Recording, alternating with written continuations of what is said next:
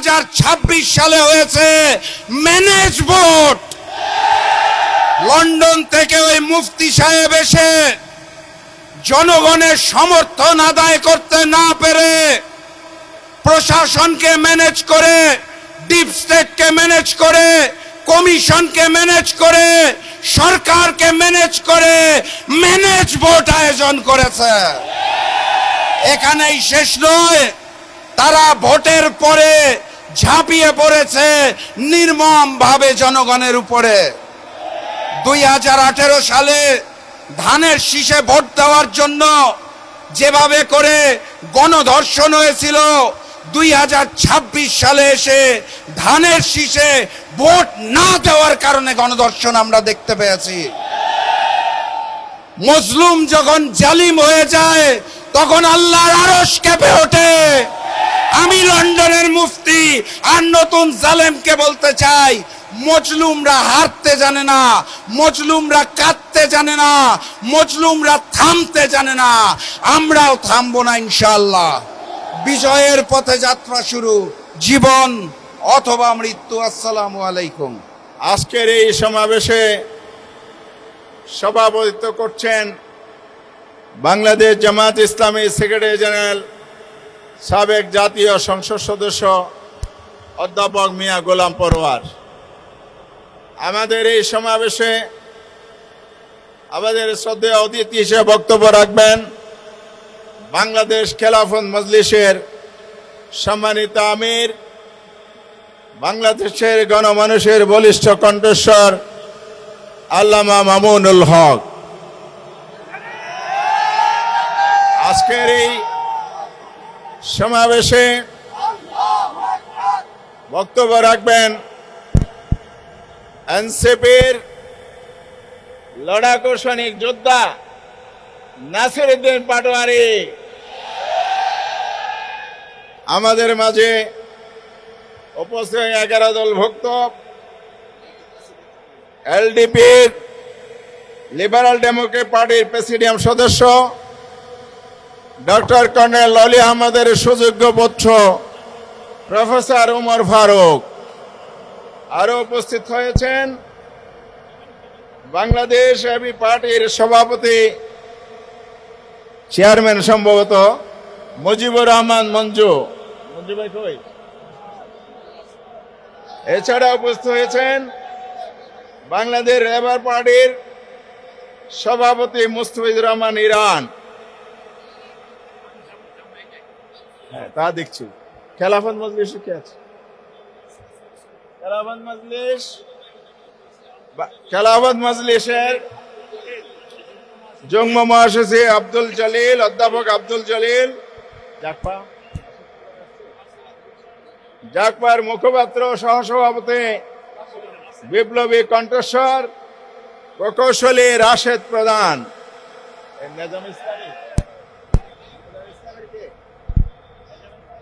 আচ্ছা, এছাড়া আমাদের মাঝে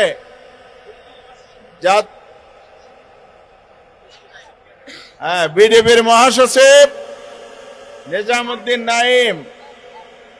এছাড়া আমাদের মাঝে সদ্য জাতীয় সংসদে নির্বাচিত সংসদ সদস্য, জামায়াত ইসলামীর কেন্দ্রীয় নির্বাহী পরিষদ সদস্য জনাব সাইফুল আলম খান মিলন উপস্থিত আছেন, যিনি ঢাকা 12 থেকে নির্বাচিত। এরপরে ঢাকা মহানগরের দক্ষিণের আমির, কেন্দ্রীয় নির্বাহী পরিষদ জনাব নুরুল ইসলাম বুলবুল, সদ্য নির্বাচিত জাতীয় সংসদ সদস্য। আরো উপস্থিত আছেন মহানগর উত্তর আমির, কেন্দ্রীয় নির্বাহী পরিষদ সদস্য জনাব সেলিম উদ্দিন।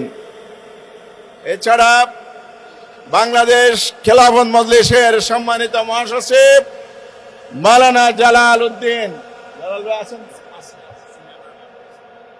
এবং সিনিয়র নায়েবে আমির বাংলাদেশ খেলাফত মজলিসের মাওলানা ইউসুফ আশরাফ। উপস্থিত আছেন বাংলাদেশ জামায়াত ইসলামীর কেন্দ্রীয় নির্বাহী পরিষদ সদস্য, ঢাকা মহানগরের সংগ্রামী সেক্রেটারি, পটুয়াখালী থেকে নির্বাচিত নবনির্বাচিত সংসদ সদস্য ডক্টর শফিকুল ইসলাম মাসুদ। আমাদের মাঝে উপস্থিত আছেন জামাতের কেন্দ্রীয় কর্ম সদস্য অ্যাডভোকেট জসিমউদ্দিন সরকার। এছাড়া উপস্থিত আছেন 11 দলের বিভিন্ন পর্যায়ের নেতৃবৃন্দ। ঢাকা 5 থেকে নির্বাচিত জামাত ইসলামীর কেন্দ্রীয় মজলিস সদস্য মোহাম্মদ কামাল হোসেন সহ অনেক নেতৃবৃন্দ আছেন। এলডিবির ভারপ্রাপ্ত মহাসচিব সহ বিভিন্ন দলে আছে।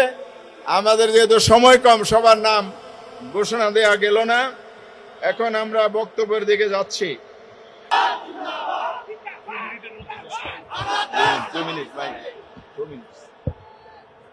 আলহামদুলিল্লাহ রাব্বিল আলামিন ওয়াসসালাতু ওয়াসসালামু আলা সাইয়্যিদুল মুরসালিন ওয়া আলা আলিহি ওয়া সাহবিহি আজমাইন।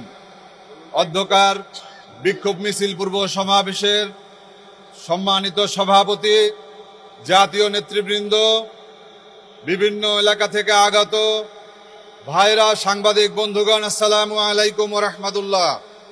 সংগ্রামী বন্ধুরা আমার, ডাক্তার ইউনূস যেদিন লন্ডনে ছুটে গিয়েছিলেন তারেক রহমানের কাছে, সেদিনই বাংলাদেশের নির্বাচনের ফলাফল চূড়ান্ত হয়েছে। তারেক রহমান বাংলাদেশে এসে বলেছিলেন, আই হ্যাভ এ প্ল্যান। তার প্ল্যান ছিল ইঞ্জিনিয়ারিং এর মাধ্যমে ক্ষমতায় যাওয়া। আমরা বলতে চাই, অনেক বেশি আসন পেয়েছেন, অনেক বড় জয় হয়েছে মনে করছেন, কিন্তু বড় মনের পরিচয় দিতে হবে। যদি বড় মনের পরিচয় দিতে না পারেন, আজকেই কিন্তু সূচনা হয়েছে। নির্বাচনের আগে বিভিন্ন এলাকাতে হুমকি ধমকি দিয়েছেন, ভোটের দিনে জনগণকে ভোট কেন্দ্রের কাছে যেতে দেন নাই, আমাদের এজেন্টদেরকে ভিতরে থাকতে দেন নাই, ফলাফল বিকৃত করেছেন। এভাবে করে কিন্তু ক্ষমতায় টিকতে পারবেন না। আমরা একটা ইনসাফের বাংলাদেশ চেয়েছি, আমরা একটা ন্যায় বিচারের বাংলাদেশ চেয়েছি। ইনশাআল্লাহ অতি অল্প সময়ের মধ্যেই আমরা সেই দিকে যাত্রা করব ইনশাআল্লাহ। সবাইকে ধন্যবাদ। নাসরুম মিনাল্লাহ ফাতুন কারীম। সংগ্রামী ভাই এবং বন্ধুগণ, এই পর্যায়ে বক্তব্য রাখছেন আমার বাংলাদেশ পার্টি